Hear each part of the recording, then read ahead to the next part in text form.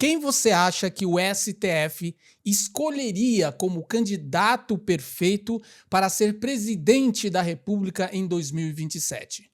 Se você acha que é Lula, você está muito enganado. Se acha que é Tarcísio, pior ainda. Fica até o final desse vídeo imperdível, porque você vai entender uma lógica que você nunca ouviu aqui na internet. Eu sou Stefan, especialista em campanhas políticas. Eu sei que é muito difícil fazer esse exercício, eu sei que está muito contra a lógica, mas é o seguinte: nunca brigue pelos políticos, porque um dia eles se acertam. Você está cansado de ouvir que Lula voltou à cena do crime, quer dizer, desculpa, não, ele voltou ao Palácio do Planalto depois de ter sido agraciado por bons amigos que resolveram perdoar a sua condenação. Mas sabe qual é o problema? Pessoas com más intenções, mesmo que com outras oportunidades, não deixam de cometer os mesmos erros de sempre. Pensem comigo. Naquele momento, no tabuleiro político, as peças eram muito posicionadas e o mundo era um pouco dividido. E agora o mundo é extremamente globalizado. Quando Lula volta ao poder, ele volta com um compromisso. Era necessário eliminar Bolsonaro de vez, para que assim não tivesse nenhum candidato antissistema. E quando Trump venceu as eleições dos Estados Unidos, ele fez uma verdadeira guerra contra o judiciário político mundial.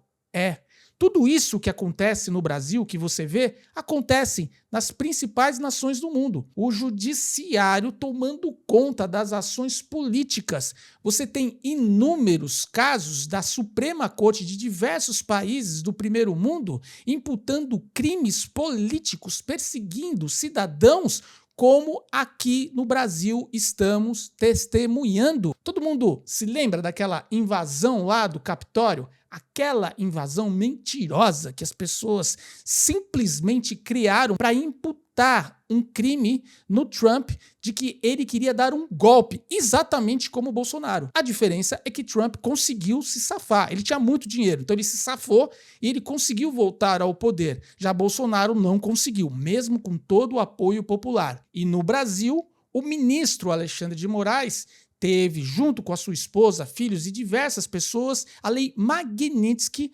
aplicada. O que o governo tentou fazer? O governo brasileiro se juntou, porque estava em conluio com o STF, para tentar defender a figura do Supremo, mas principalmente Alexandre de Moraes, porque neste momento os dois estavam se sustentando no poder. Quando Trump revogou a lei Magnitsky de Alexandre de Moraes, e ele agradeceu emocionado para Lula, ele não desconfiava que tinha algo muito mais caótico para acontecer na vida dele. Mesmo assim, eles não tiveram seus vistos americanos retornados. E o porquê? Porque dias depois, escândalos começaram a surgir na PF.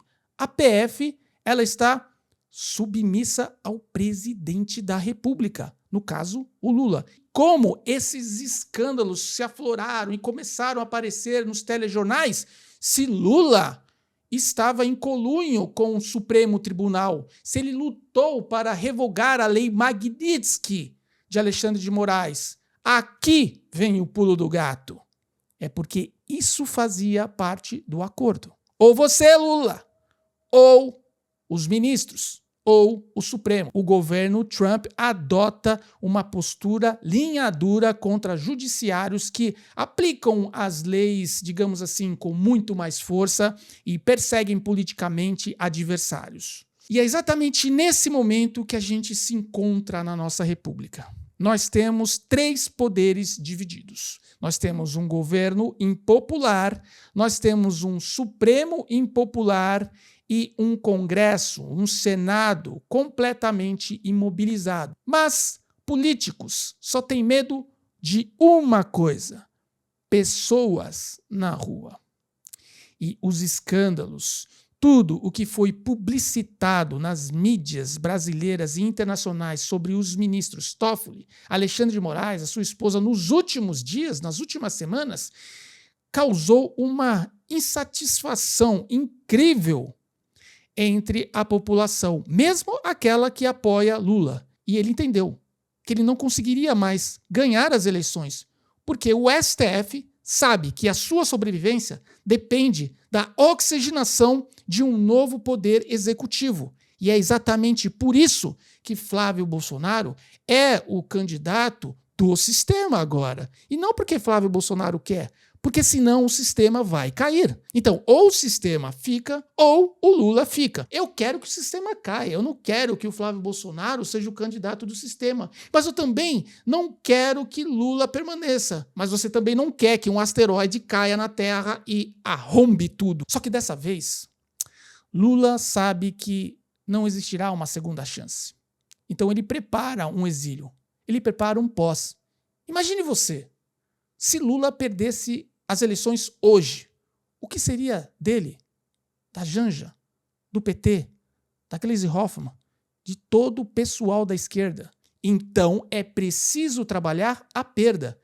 E nesse ponto eles são muito inteligentes. E é por isso que tantas pessoas do meio jornalístico estão torando as notícias contra o Supremo, porque de fato essas coisas no Brasil sempre aconteceram. Você acha que o caso Master é o único, é o primeiro? E agora nós teremos um candidato que de fato sofreu demais a perseguição política, mas ele tem uma chance.